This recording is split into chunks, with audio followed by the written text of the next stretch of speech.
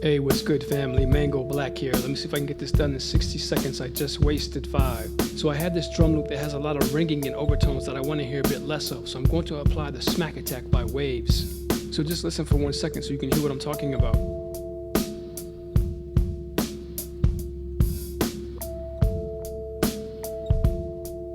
So I open the plugin and pull back on the sustain, and it will dry out the unwanted ambience. Check that out. So how much time we got left? 30 seconds. Okay, well, check this out. You can apply some attack to add some snap as well.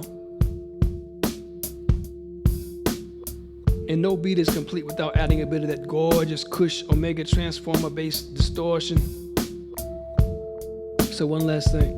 I rejected their reality and substituted my own with just a touch of the creamy Kush gold plate reverb. Mango Black here.